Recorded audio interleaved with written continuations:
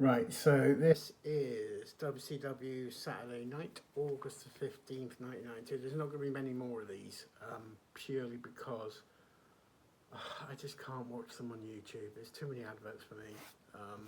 So I'm just going to try and locate like results and just do like a quick synopsis. So this is probably going to be one of the last ones I do where I've actually watched it. God, how sad does that sound? If I can't find them, if I can't find any sort of like actual write-up on them, or I can't find, and if they're not on Netflix, which they probably won't be because for some bizarre reason none of the stuff wants to be on Netflix, you're just gonna have to live with really quick videos and quick reviews of me not watching it. But I'll still do like pay-per-views and stuff, like. But yeah, this is probably going to be one of the last ones until I get back into the run of watching stuff on Netflix, because that's what I need to do. So there's not going to be a lot of it's not it's not going to be a lot of reviews from Netflix, because a lot of the stuff on Netflix, there's no WCW stuff, there's no ECW stuff. It's all on YouTube, unfortunately. There's a lot of NXT stuff pre-2022 that's on YouTube. So I think in time, I hope a lot of the stuff will come on Netflix, but it probably won't. But yeah, this is what I need to do, because it's taken me too long, and I actually watched this about 2 weeks ago. So sorry. So, right. So getting back to the review.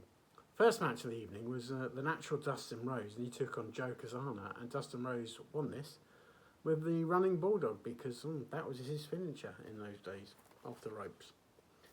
The next match was Johnny B. Bad, apparently contending for the light heavyweight championship, and he defeated Mike Thor with a punch to the face, which was called, they didn't actually say this on the broadcast, but I'm pretty sure it was called the Kiss That Don't Miss.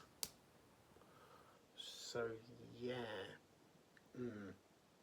Next match was a Big Josh. He took on Beautiful Bobby when they had Paul E. Dangerously on commentary, and Paul E. Dangerously, of course, talked about how great the Dangerous Alliance was, and how the fact that they took out Larry Zbyszko the week before they broke his arm.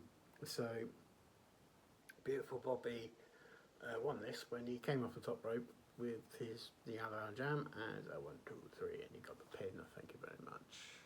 One half of the Dangerous Alliance there with the victory. The next match was a tag team match between the Vegas Connection, which was Diamond Dallas Page and Vinny Vegas, and they took on that well-known tag team of the Italian Stallion, who wasn't really Italian and wasn't even a stallion, and Chad Bird, who wasn't a bird. And bizarrely, DDP and Vinny Vegas won this. I'm not saying bizarrely because of that. What I am saying bizarrely is that the cover was done by DDP. DDP got the victory. 1, 2, 3. This is, of course, for DDP. Face the bang. But yeah, the next match was making his in-ring WCW debut, Jake the Snake Roberts, and he took on Randy Stallings. A side note on this, the theme music from Jake the Snake Roberts was really weird. It was sort of like this ongoing beat, and then Jake was talking over it. It was really strange. But I suppose that fitted his character, because he was really strange. Jake won this by pin. Obviously, he did the DDT. Was he going to do the short arm clothesline? Not. Oh no, he wasn't going to do that because the fans asked for it. And he went no. But then he did it twice and knocked out Randy Stalling for the 1 of the 2 out of the 3. After this match, he decided that it'd be hilarious to do an interview having a go at the Stinger, and he said, like, why don't you just quit? There's going to be kids in the audience. Why don't you just quit? I don't want to say the kids hurt you, but if you turn up, Stinger, I'm going to hurt you. Trust me. Oops.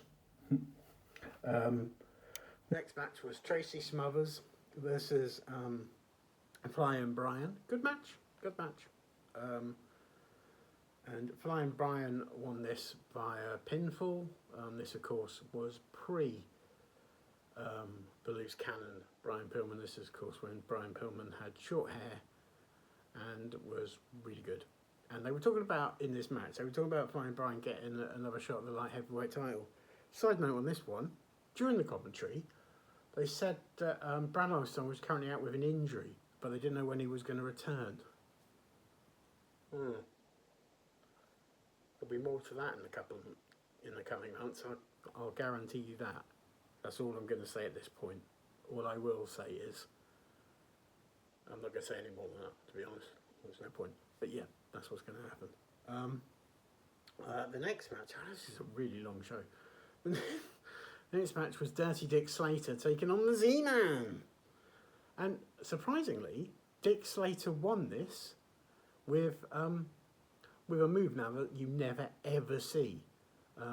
The pile driver. Yes, he pile drives Z-Man basically straight to hell. 1, 2, 3, ding ding ding ding. To Dick Slater. God, why did I do that? Dick Slater with the victory. Your next match, another match.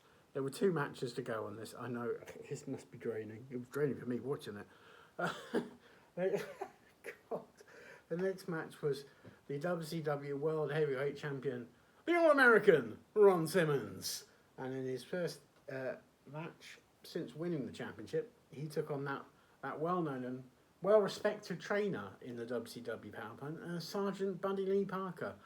Look, if you haven't seen Louis Theroux's documentary, when he went to the WC Power Plant, you'll see why he's about as Buddy Lee Parker was and is. I don't know if he's still with us. I don't know. I really don't care. But what I do know is that a person in that show, he was a horrible person. Yeah, so people can say what they want about, oh, he made this person great and everything. He didn't make these people great. He made them basically wrestle until they were out on their legs and they had nothing left, literally nothing left. He was a horrible person. Watch that documentary. I can't remember what it's called, but it's Louis Theroux. You'll find it somewhere. He's horrible. He's just horrible. But who isn't horrible is the WCW World Heavyweight Champion, the All-American Ron Simmons, who got this victory with the Power Slam. What they were saying was that the following day or the following week, I think it was the following day, they were going to have a show in the Omni where Ron Simmons was going to defend the title against Big Van Vader. And Vader, coincidentally, was the main event of the evening. As he took on in yet another handicap match. I mean, you would have thought by now he didn't need to do handicap matches, but there you go. That's WCW for you, 1992. Who'd have thought?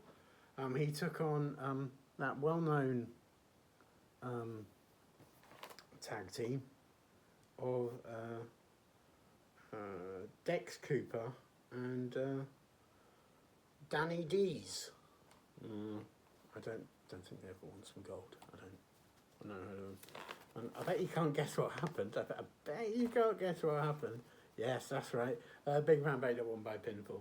1, 2, 3. And then he was talking about after the match with his with the manager at the time, Harley Race, going about how great he was and that he was going to win the title back because he'd be prepared. I'd be prepared, Ron Simmons.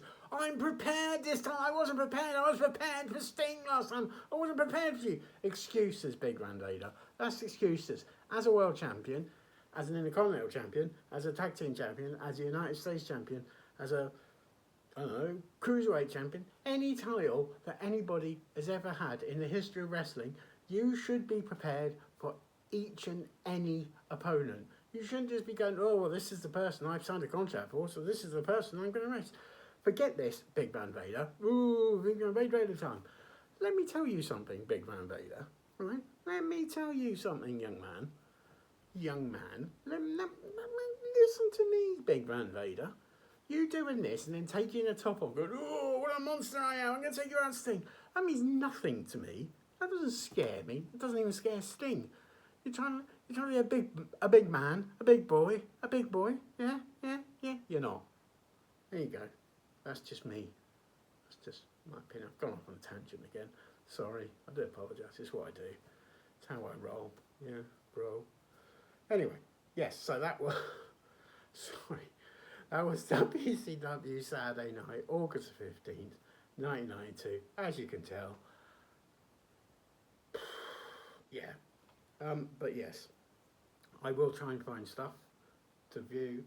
I don't have the time or the effort to sit there and watch a 2-hour show on YouTube of stuff that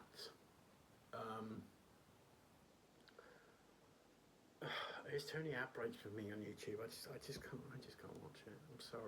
I'm sorry this is going to upset a lot of people, but I just can't. And look how far behind I am. I'm reviewing stuff from 1992. We're in 2026 now.